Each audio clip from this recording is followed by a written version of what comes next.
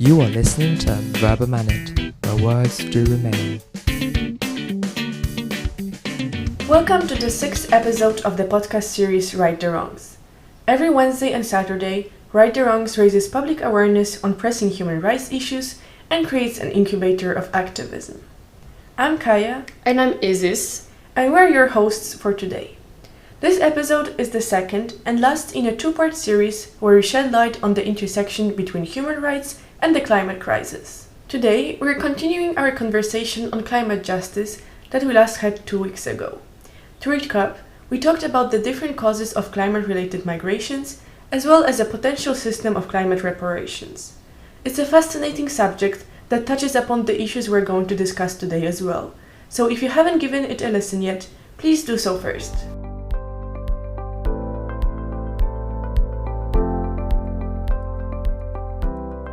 So, we already know that topics related to climate change and climate justice tend to intertwine often. After all, the issues are all connected to each other in some way. Exactly. Today, we're going to dive into other aspects of climate justice, starting with privilege associated with the effects of climate change.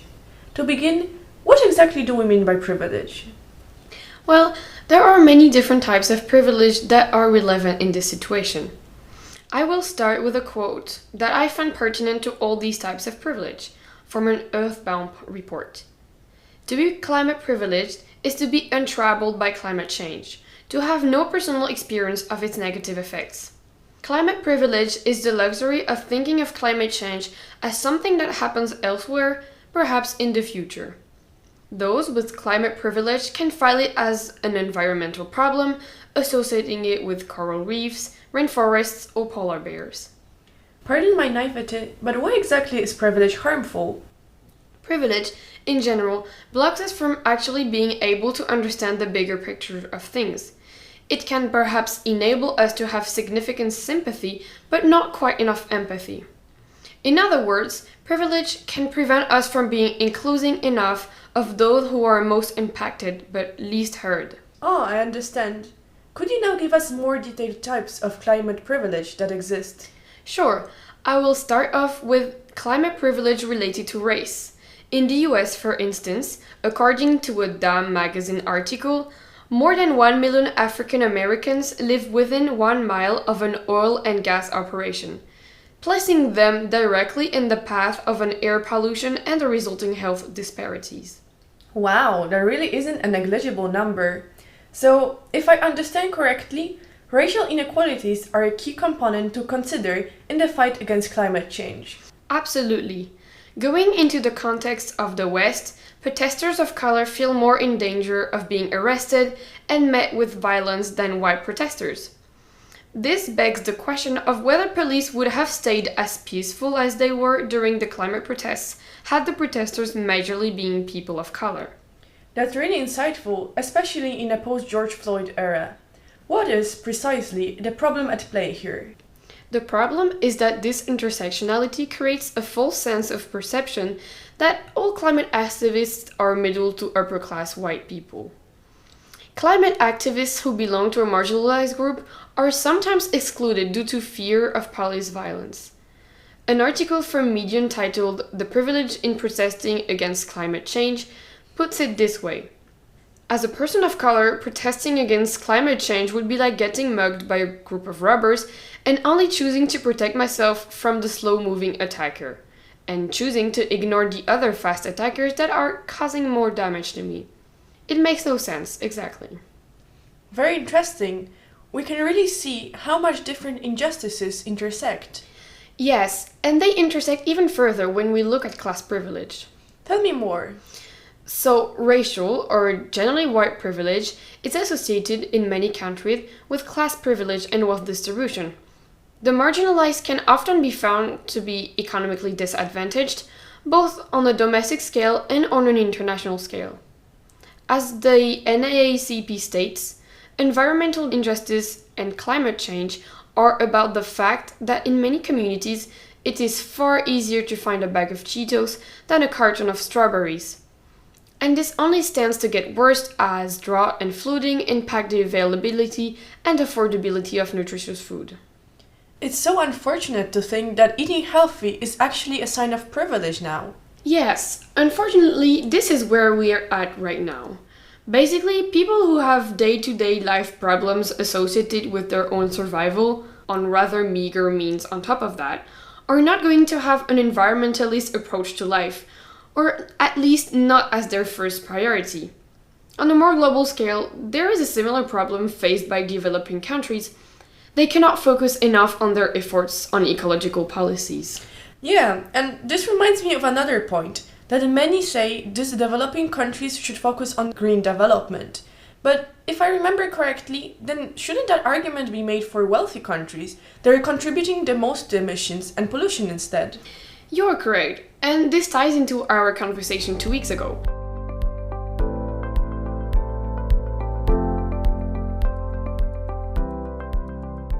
Thinking about green development has become an obstacle due to class privilege. Oh, really? How so? Well, class privilege is linked to a phenomenon termed green gentrification. Gentrification is defined by Merriam-Webster as a process during which a poor area of a city experiences an influx of middle-class or wealthy people who renovate and rebuild homes and businesses, and which often results in an increase in property values and the displacement of earlier, usually poorer residents. And how does this tie into climate or pollution-related issues? I will illustrate the link between gentrification and climate privilege with the prominent example of Sunset Park in Brooklyn. There, investments were made to transform the once drab and polluted area into a clean, more environmentally friendly and trendy one. This, in turn, caused the housing prices to rise, which forced the residents out. Oh, yes, a classic case of gentrification. It definitely seems to be more and more prominent in big cities like New York.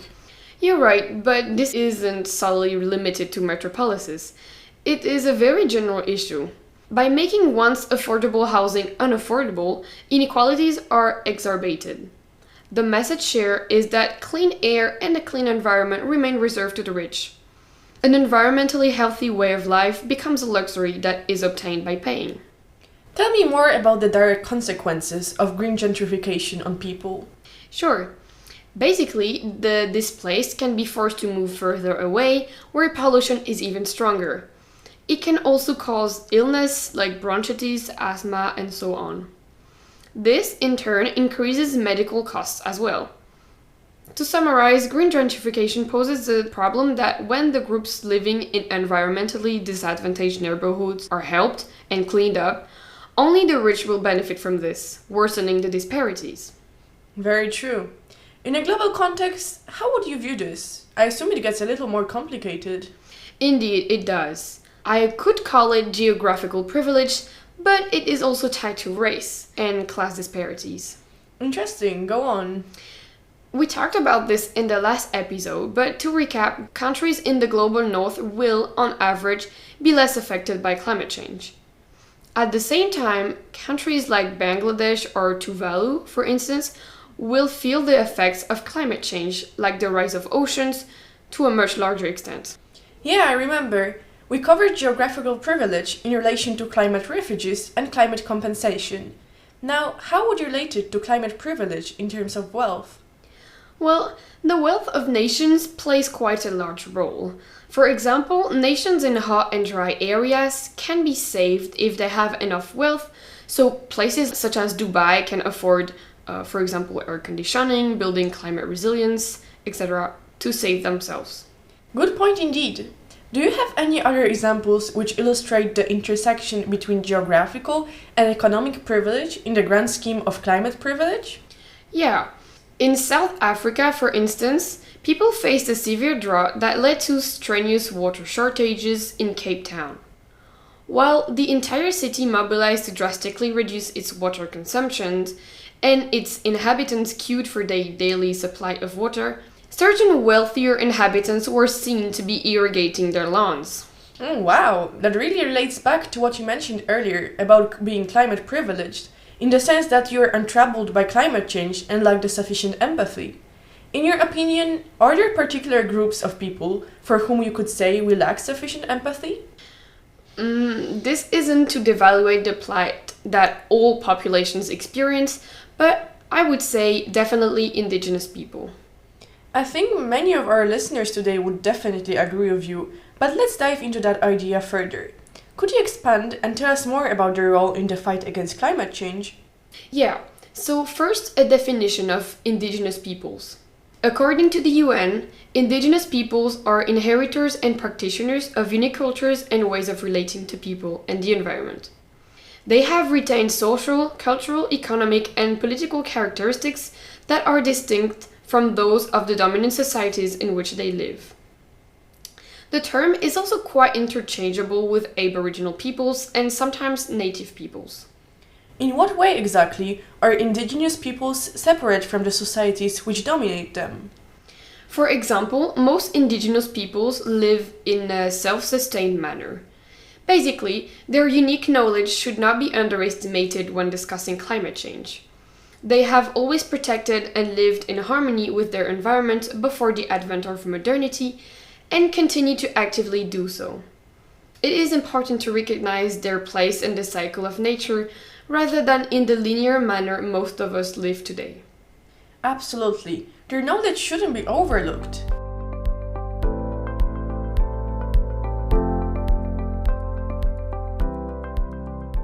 So, given that indigenous people have been, are, and will be disproportionately affected by climate change, do we not owe them something? We really do. It's a common misconception that indigenous people are powerless in front of the white man. Although indigenous populations strongly feel the impact of climate change, they can also be actors of environmental protection. What we owe them is a role on the international stage. That is very true. How do you suggest that the international community guarantee them a place on the international stage? Governments can do so by recognizing their conferences, allowing indigenous peoples to fully participate in civil society and politics.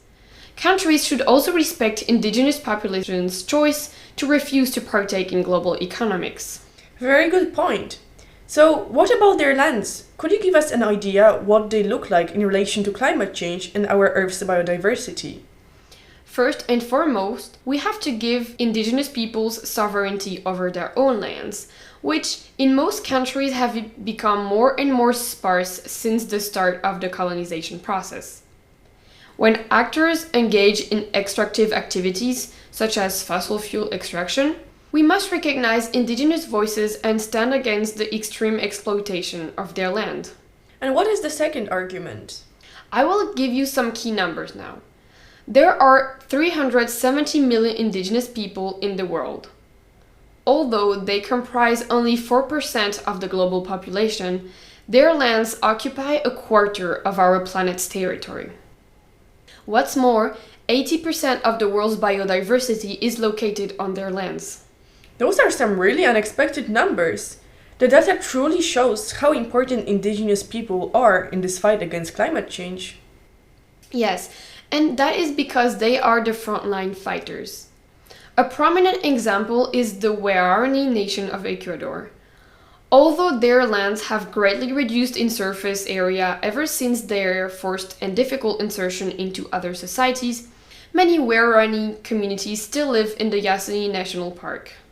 Are the Guarani people safer in the Yasuni Park because it's a national park? Unfortunately not. Even there, their protection was not upheld. They live downriver from oil operations, drastically reducing their water supply. Since the park started being exploited, they have been fighting to have their water supply respected and protected. Even more unfortunately, I'm sure this is just one example of many. We must respect the traditions that have allowed them to live in harmony with their surroundings for so long. How come though, with all their knowledge, the world has not taken a more vocal and active stance towards protecting indigenous populations and amplifying their voices? We don't always do so, and that definitely means that we should do more. We need indigenous peoples for fully inclusive climate action. And how do we move beyond this ignorance? By marks, we need to allow them to become conscious of their role within this issue first.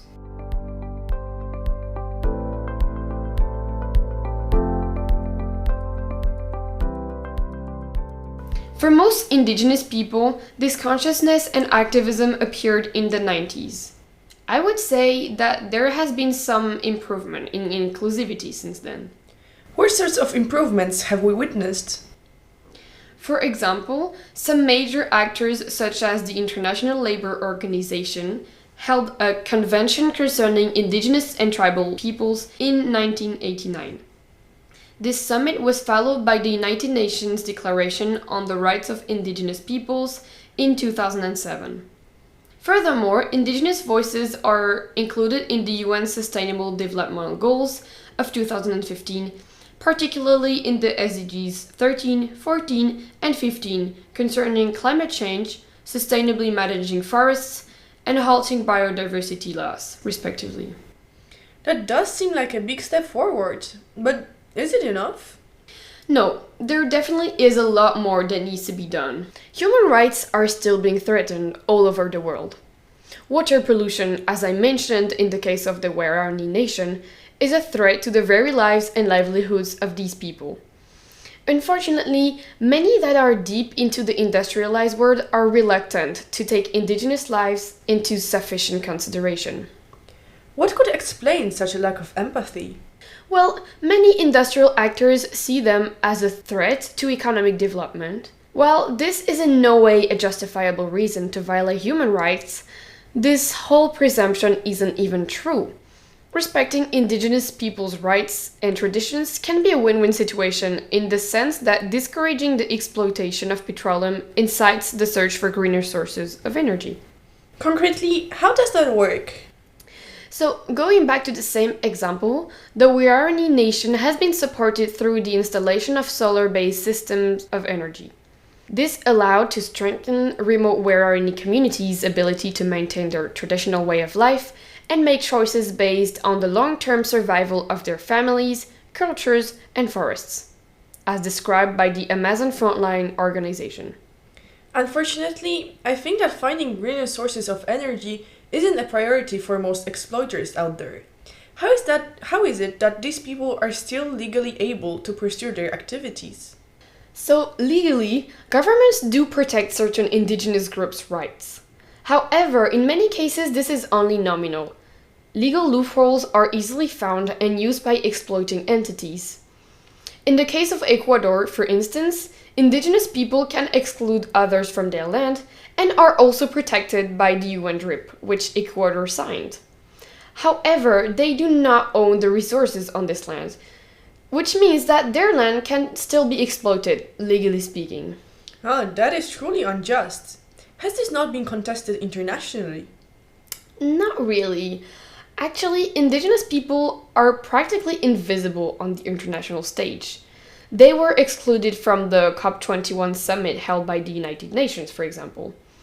They were not given the platform they deserve, and so they founded their own international panel, the Indigenous Peoples Forum on Climate Change. Let's hope that this platform gives them the space they need to keep their voices heard. Yeah, there are many reasons to be hopeful. There was one challenge here, though. Indigenous youth are being enticed more and more by the city, looking for new opportunities. In some cases, this move is empowering and allows them to be a voice for their people on larger, more visible stages, like Deb Haaland, the first Native American in a cabinet secretary role in the US. However, the issue could be that many are no longer willing to fight and protect the environment. True, it is indeed an exhausting fight that leaves many desolate at times. Yes, which is why we should not solely leave the burden of fighting to indigenous peoples. This is our problem too.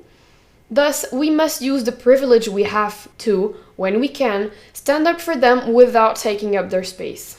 Exactly, and this ties back into our conversation about privilege earlier. Before we reach the end, what is the main takeaway you would like our listeners to remain with? Firstly, it is important to remember that most of us have some sort of climate privilege, and that is on to us to recognize it and to use it to empathize with those affected to the best of our abilities, as well as to empower them. Secondly, it is also important to know that if indigenous people successfully manage to uphold their traditional values and customs, preserving their land may be possible. However, many actors need to be involved at multiple pressure points for this to happen. Domestic and international courts, non-governmental organizations, states, the media, and public opinion all need to be mobilized. And, of course, each one of us as individuals can participate in their fight. We hold more power than we know.